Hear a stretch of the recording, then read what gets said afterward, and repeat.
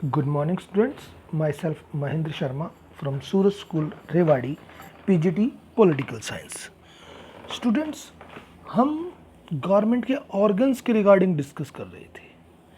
अभी हमने इससे सबसे पहले पढ़ा था लेजिस्लेचर के बारे में कि पार्लियामेंट यानी कि जो कानून बनाती है. फिर हमने पढ़ा था एग्जीक्यूटिव के बारे में जो भी रूल्स पार्लियामेंट के द्वारा बनाए गए हैं उन रूल्स को इम्प्लीमेंट करते हैं.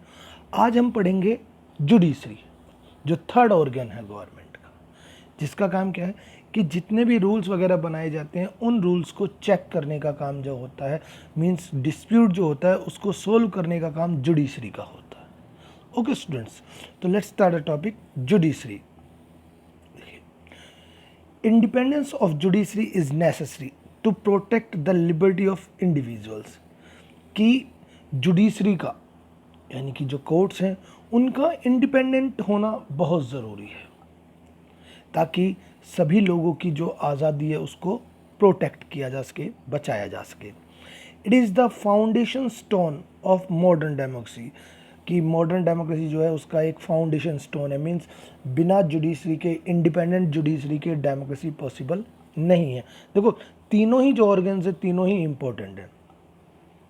Noted writer Montesquieu had commented that for the success of democracy it was necessary to segregate the judicial function from the legislative and executive function. कि मॉन्टेस्क्यू जो एक राइटर हैं उन्होंने कहा था कि डेमोक्रेसी के सक्सेस के लिए ये ज़रूरी है कि जुडिशरी को लेजिस्लेटिव और एग्जीक्यूटिव यानी कि लेजिस्लेचर और एग्जीक्यूटिव के जो काम है उनसे अलग रखा जाए, उनके साथ उन्हें मिक्स ना किया जाए. The existence of judiciary is an essential attribute of modern democracy. कि जुडिशरी का होना मॉडर्न डेमोक्रेसी के लिए एक बहुत ही आवश्यक है, बहुत ही ज़रूरी है. ठीक है, तो जुडिशरी, ठीक है, जुडिशरी क्या होती है? जुडिशरी जनरली जो कोर्ट्स हम जिन्हें बात करते हैं उन्हें हम जुडिशरी में काउंट करते हैं. Why is judiciary important? कि जुडिशरी इम्पोर्टेंट क्या है, या बेसिकली आप कह सकते हो कि जुडिशरी के काम क्या है. भाई उन कामों की वजह से उसे इम्पोर्टेंट माना जाएगा, तो उसके काम क्या है. देखिए, judiciary as independent as it settles dispute and perform several other interpretive functions. कि जुडिशरी इम्पोर्टेंट इसलिए है कि एक तो वो डिस्प्यूट जो होते हैं, किसी के बीच में भी डिस्प्यूट जो होते हैं उनको सेटल करती है. इसके अलावा और भी कई फंक्शंस हैं जो वो करती है, जिसके बारे में हम डिस्कस करेंगे. Its importance can be highlighted through the following points. कि इसके इम्पोर्टेंस को हम जो आगे हम पॉइंट्स पढ़ेंगे उनके द्वारा हम इनको वो कर सकते हैं, हाईलाइट कर सकते हैं. फर्स्ट आता है सेटलमेंट ऑफ जुडिशियल डिस्प्यूट, कि डिस्प्यूट्स को सेटल करती है. डिस्प्यूट्स किसी के बीच में भी हो. देखिए, several sort of dispute relating to property, deceit, fight, murder, theft et cetera often arises between citizens. कि लोगों के बीच में रोज़ किसी ना किसी बात पर डिस्प्यूट्स होते रहते हैं.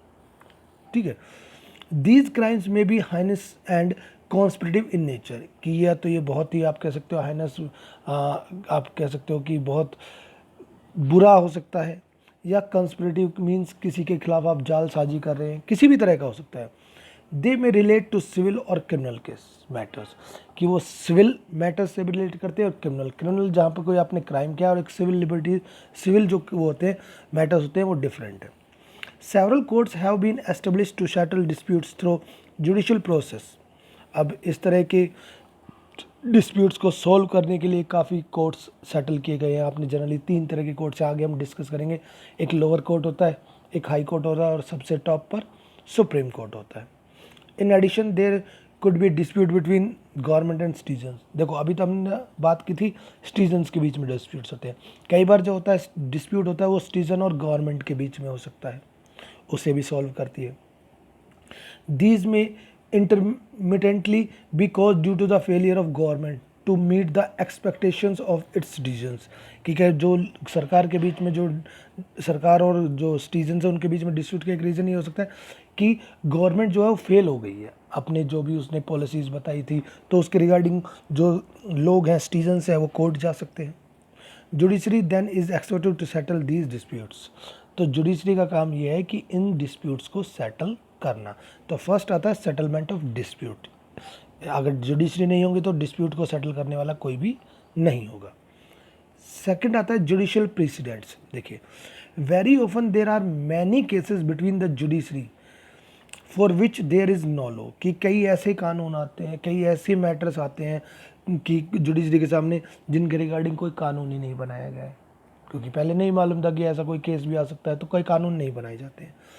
Such cases are solve on the basis of principle of equity, और इस तरह के केसेस जो होते हैं इक्वलिटी के बेस पर सॉल्व किए जाते हैं कि किसी के साथ भी वो ना हो, इनइक्वलिटी ना हो, यानी कि दोनों जो पक्ष है।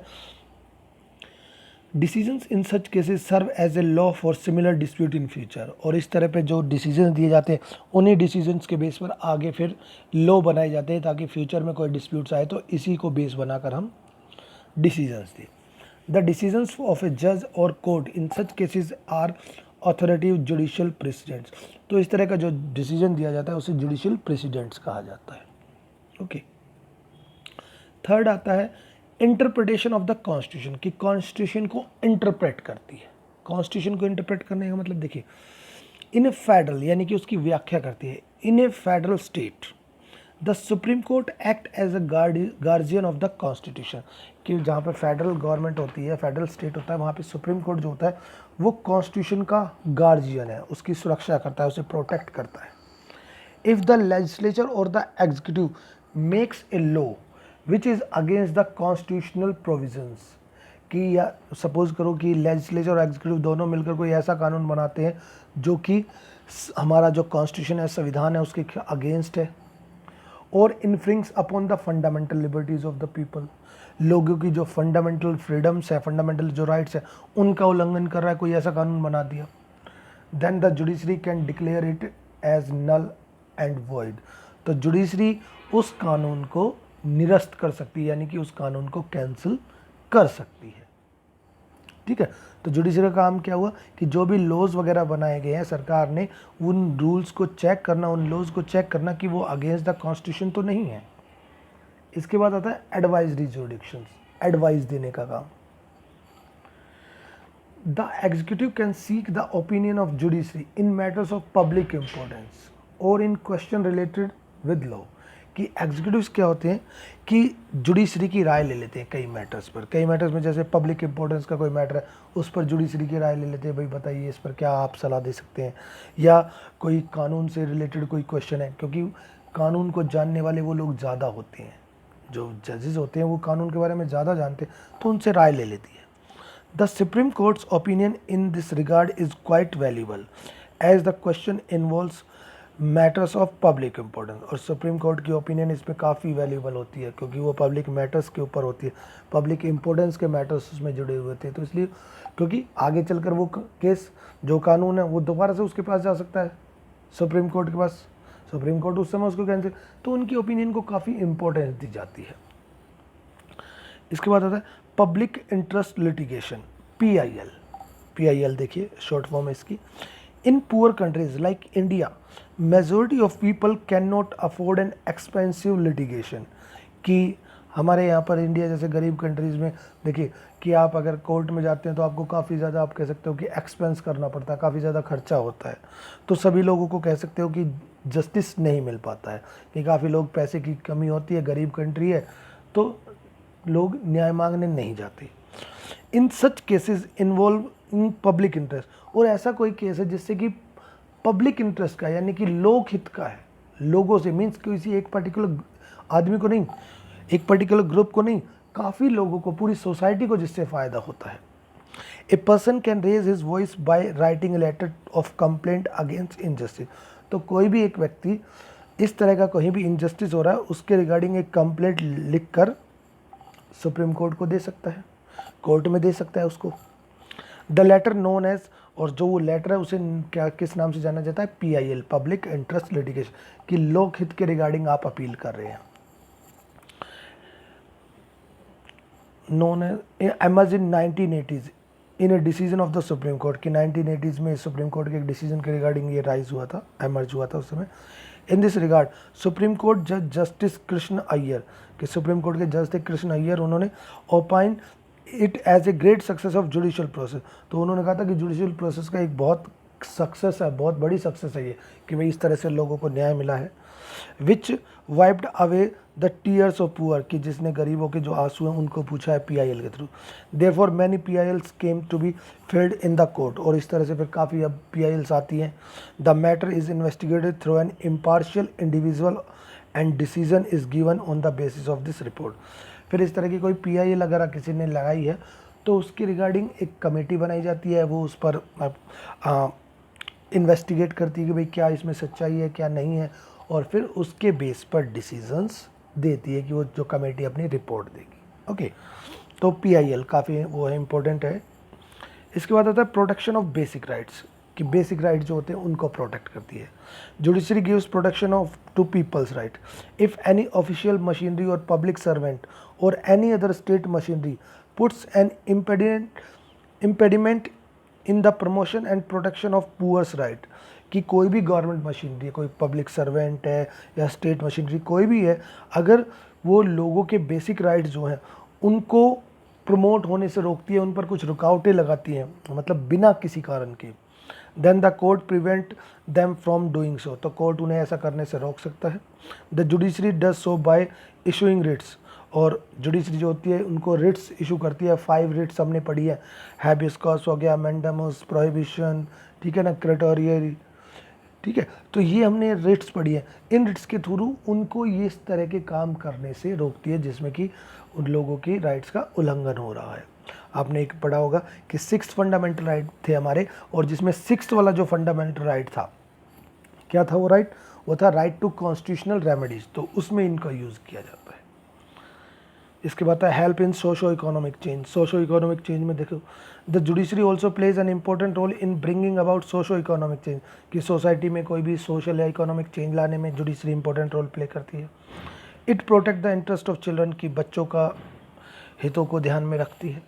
वीमेंस के या बॉन्डेड लेबर होते हैं उनके रिगार्डिंग, एंड वीकर सेक्शन, इन सभी के रिगार्डिंग वो काम करती है। इन सभी को आप कह सकते हो कि जस्टिस दिलाने में हेल्प करती है। It even works hard to improve the quality of environment, environment के रिगार्डिंग भी काफ़ी काम करती है, कि पॉल्यूशन हो रहा है तो जैसे आपने पढ़ा भी होगा, देखा भी है, क्रैकर्स पर रोक लगा सकती है कि इस समय नहीं बजेंगे, या आपने देखा होगा ये डीजे वगैरह जो होते हैं इनको रात को 10 बजे के बाद बजने से बैन किया हुआ है, तो ये चीज़। और इसके बाद जो मेन आता है to establish rule of law, कि रूल ऑफ लॉ को लगाती है, कानून का शासन होना चाहिए। Judiciary is important to establish rule of law. Rule of law means the supremacy और डोमिनेंस ऑफ लॉ, कि कानून सर्वोपरि है, कानून से ऊपर कोई भी नहीं है, चाहे कोई एक कॉमन पीपल है, चाहे कोई prime minister, both are the same. As distinguished from mere arbitrariness और from alternative mode which is not law of determining और disposing of rights of individuals, कि किसी को ज़्यादा अधिकार नहीं कह सकते आप, ठीक है, या कोई लोगों के राइट्स को डिस्पोज कर रहा है, उन सभी के अगेंस्ट, तो कानून को टॉप में माना जाता है। The application of rule of law implies interpretation by the courts so that there is no ambiguity in the law that is to apply to all citizens alike, कि सभी लोगों पर एक जैसा ये कानून अप्लाई होना चाहिए, अलग अलग नहीं हो, ठीक है। The essence of rule of law is that the rulers and rule should be subject to the same, देखो उसने कह दिया कि रूलर्स और जो है रूल्ड, कि जो रूल कर रहा है यानी कि सरकार, और जिन पर रूल किया जा रहा है यानी पब्लिक, दोनों के लिए सेम लॉज हो। गवर्नमेंट किसी पे भी कोई भी जुडिशरी जो है किसी के साथ भी कोई आप कह सकते हो कि इनइक्वलिटी नहीं करेगी। Judiciary act as the custodian of rule of law, तो रूल ऑफ लॉ की कस्टडी देती है, उसको प्रोटेक्ट करती है। तो ये चीज़ें हैं जो हमें बताती हैं कि जुडिशरी की क्या इंपॉर्टेंट है, या जुडिशरी की क्या काम है, आप बेसिकली कह सकते हो। आगे भी हम इसके बारे में पढ़ेंगे जब पर्टिकुलर फंक्शंस पढ़ेंगे। ओके स्टूडेंट, तो इनको एक बार दिमाग में थोड़ा ढंग से आप वो कीजिएगा revise. Okay students, thank you.